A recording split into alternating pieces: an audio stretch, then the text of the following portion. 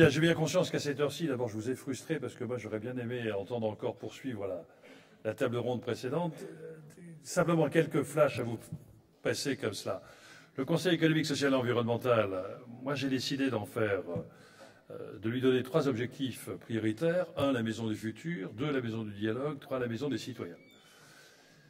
Je crois qu'au travers de ces assises du numérique, je voudrais d'abord saluer Gilles Babinet et vous dire à quel point mon voisin me disait on ne s'imagine pas ce qui va se passer.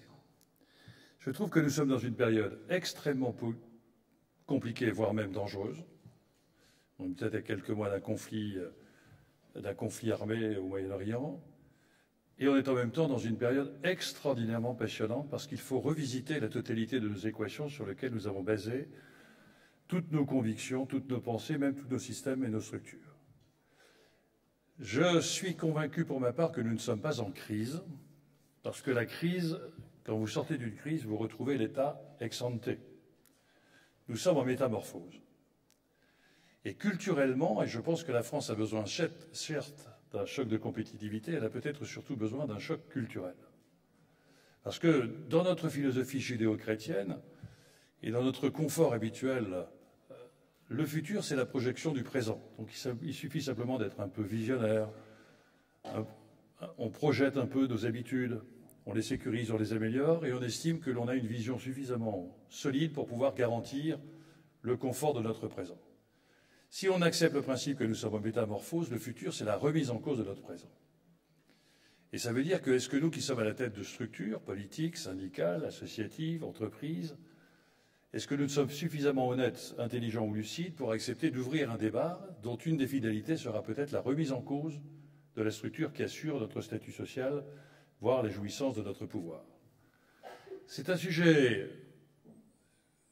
tout à fait intéressant parce qu'en réalité, s'il n'y a pas la volonté des leaders de demander à leur structure de s'adapter à la société et non pas à la société de s'adapter à la structure, les 2 forces extraordinaires qui sont en train de se mettre en place et qui, pour la 3e fois dans l'humanité,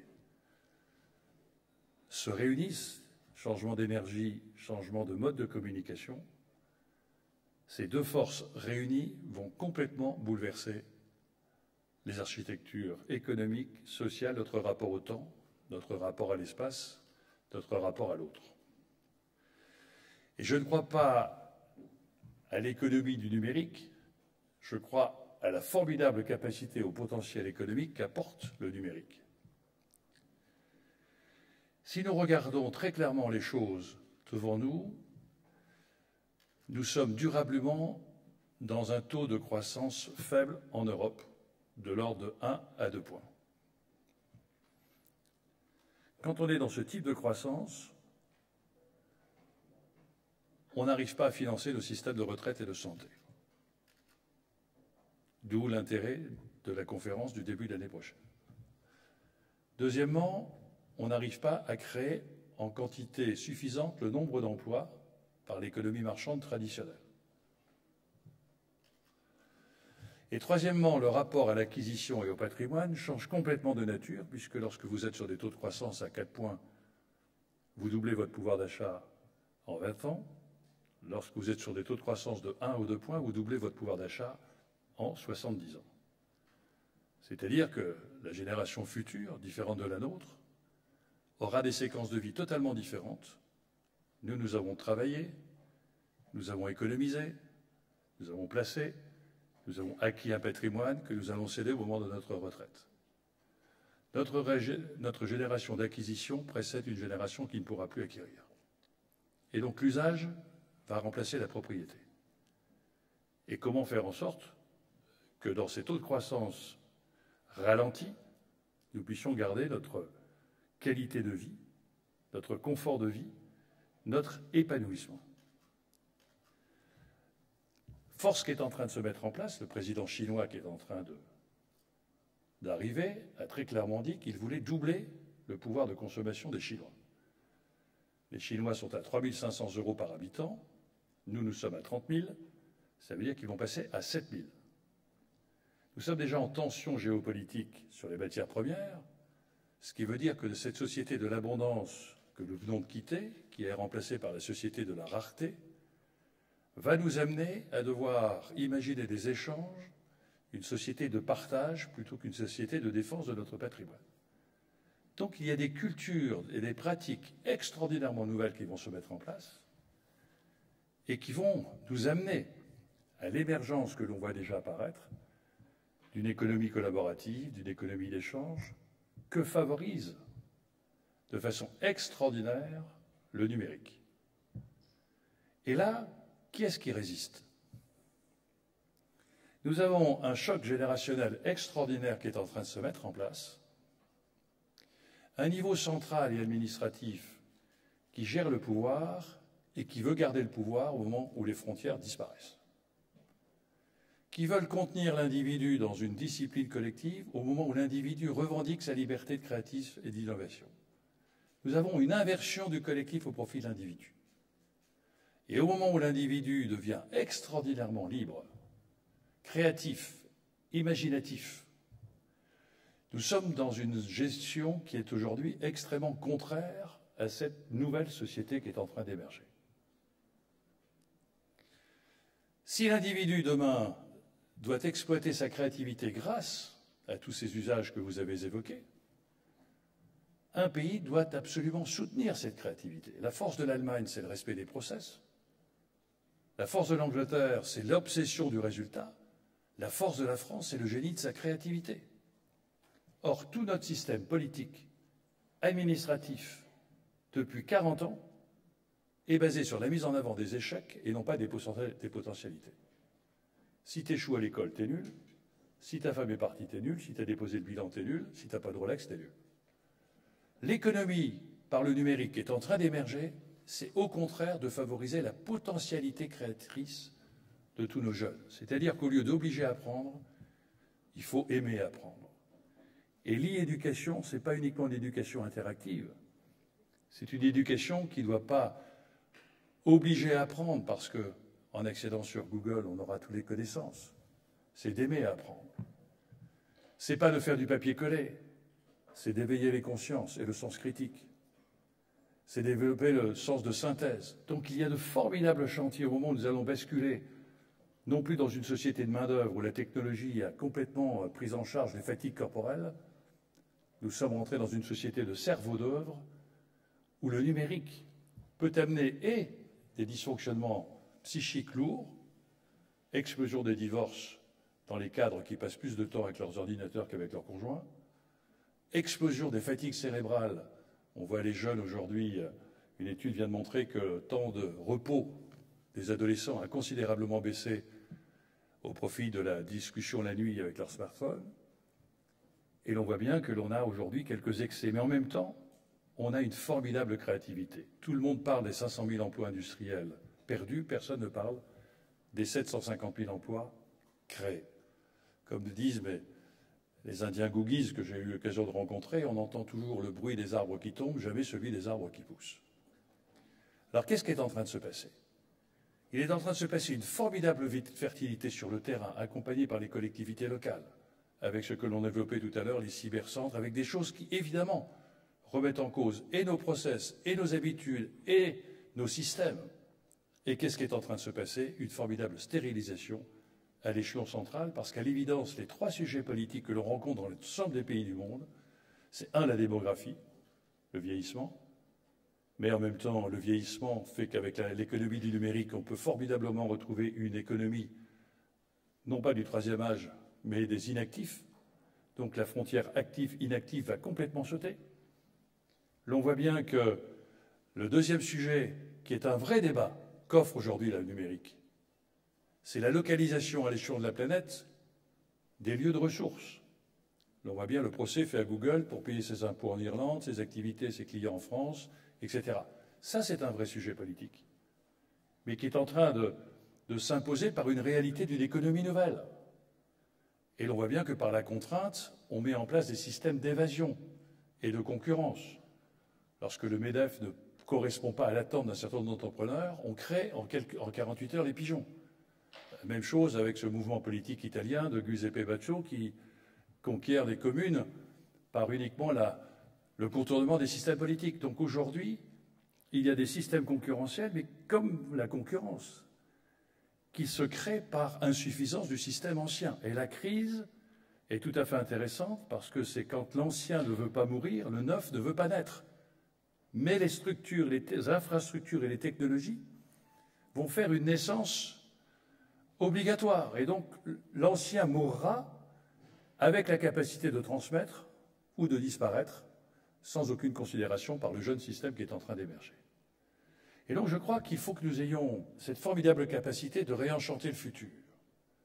Nous avons un moment de culture tout à fait préoccupant en France, car nos concitoyens, par absence de lisibilité de l'avenir, sont en train de considérer le progrès plus comme facteur de risque que comme facteur d'opportunité.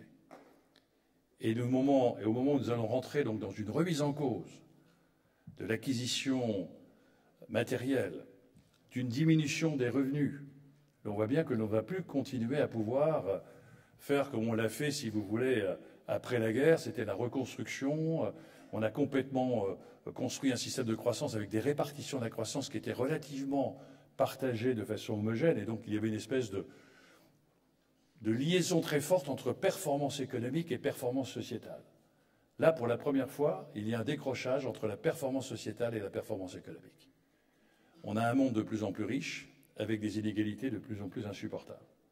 Et jusqu'où les peuples accepteront-ils ce type d'inégalité? Et ce qui est tout à fait étonnant, c'est que le numérique peut nous aider à répondre à ces trois regards nouveaux que nous devons porter. Un, sur la précarité. La pauvreté va continuer à augmenter, et c'est difficile d'être pauvre dans un pays riche.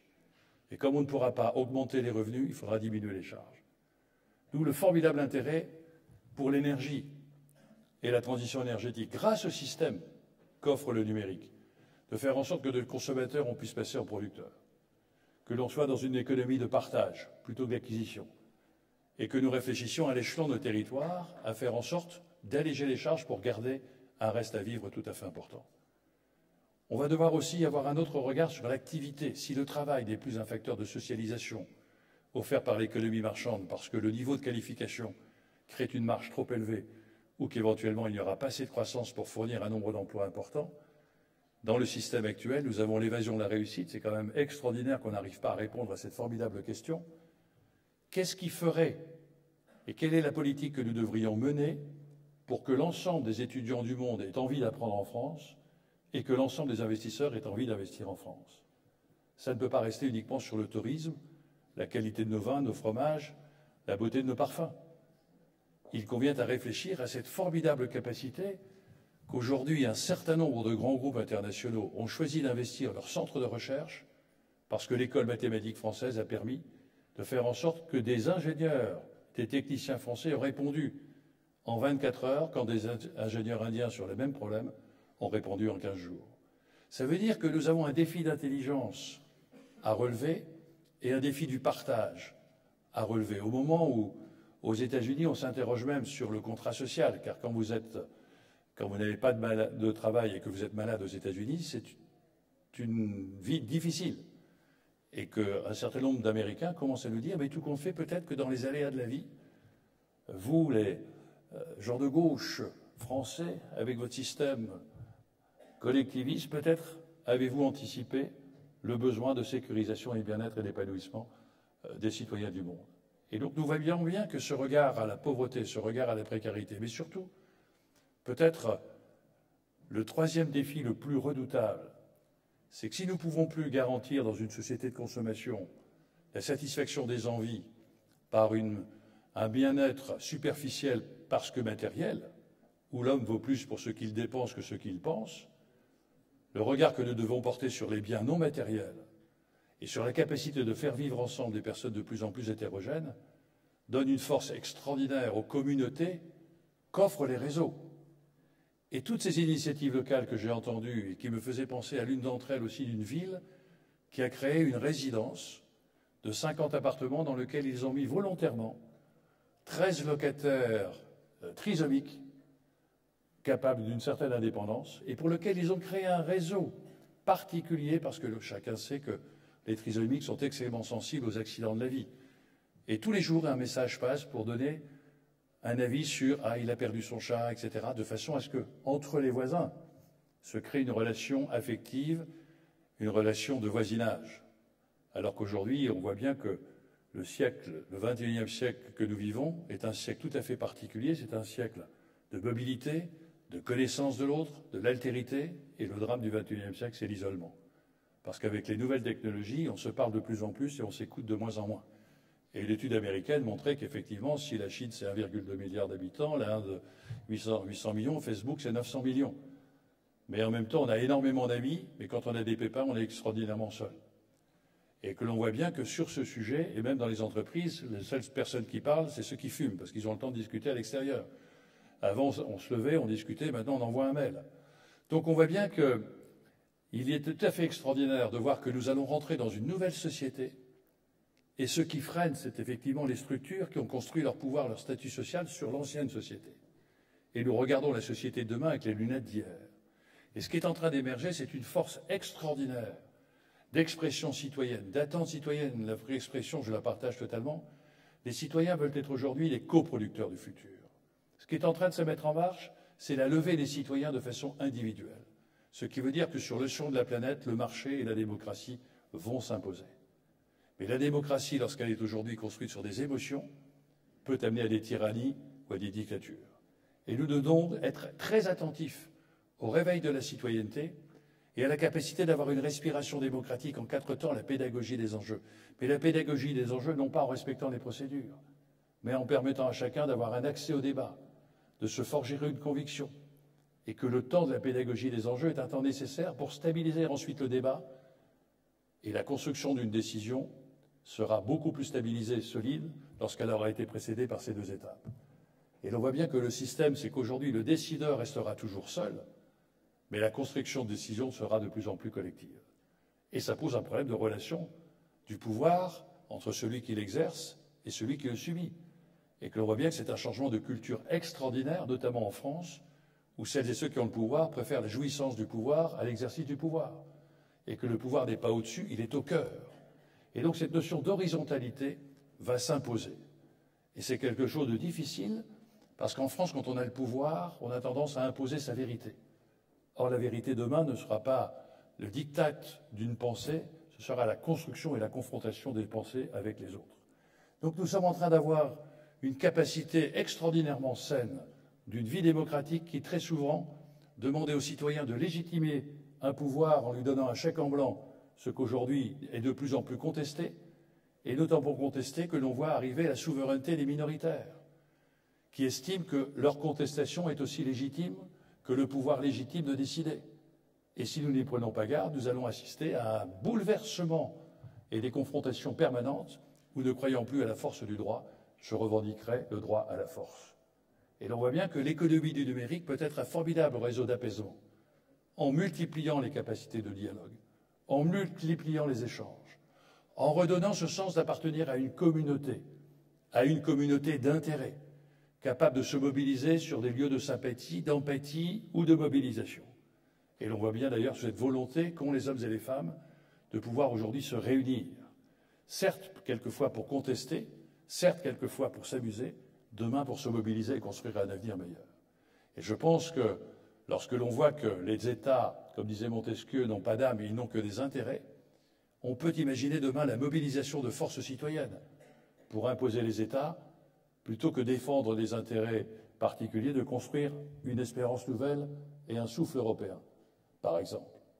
Et c'est d'autant plus intéressant que l'économie du numérique ne doit pas être une économie par défaut dans l'e-démocratie, et qu'il va y avoir des tas de croissance, des tas de création d'emplois de plus en plus nouvelles. Mais tout notre système est un système qui est basé sur l'ancien. Et quand j'entends des jeunes chefs d'entreprise me dire « nous avons besoin de techniciens et que nous n'arrivons pas à recruter », avec des salaires qui démarrent quelquefois à 2 000 €, bien évidemment, le système de formation n'a pas été prévu pour répondre à ces exigences nouvelles. Et nous allons avoir un raccourcissement de l'innovation qui va nous amener à nous réagir tout le temps, avec des systèmes démocratiques où la loi est prévue pour anticiper le futur, alors qu'en fin de compte, elle est toujours en retard d'un métro. Et donc, nous voyons bien qu'il y a un nouveau rapport à la loi, un nouveau rapport aux normes, un nouveau rapport à l'innovation, qui fait que, est-ce que l'on veut structurer et normer le futur et l'encadrer, ou est-ce qu'on veut au contraire libérer les initiatives et reposer les initiatives que nous accepterions uniquement parce qu'ils sont basés sur les valeurs de la dignité de la personne humaine et les principes de la République. C'est un sujet lourd, c'est un sujet compliqué, c'est un sujet sur lequel il faut gérer les aléas, gérer les incertitudes, avec une population et un pouvoir qui a de plus en plus envie de sécuriser son pouvoir alors qu'il doit le remettre en cause en permanence. Et donc moi je suis tout à fait impressionné par les bottom-up, les initiatives locales, que c'est sur le terrain que les choses se passeront, c'est sur le terrain que les choses se bousculeront, c'est sur le terrain que nous trouverons un autre rapport à la solidarité, au fait que demain nous aurons des sociétés de partage, d'échange, de réciprocité, qui sont totalement contraires. L'URSSAF dira où se trouve ma cotisation, l'impôt dira où je perçois ma taxe, le pouvoir dira où je perds mes électeurs. Le débat, ce n'est pas cette solution-là, c'est à société nouvelle, réponse nouvelle, et je crois qu'il ne faut pas avoir peur du futur, mais en tout cas être enthousiasmé par tout ce que vous entreprenez. Libérez-vous, créez, innovez, et on ne doit pas reprocher à celles et ceux qui inventent le futur de remettre en cause le présent. C'est justement l'instabilisation du présent et la crise qui permet de soutenir la créativité. Bon courage.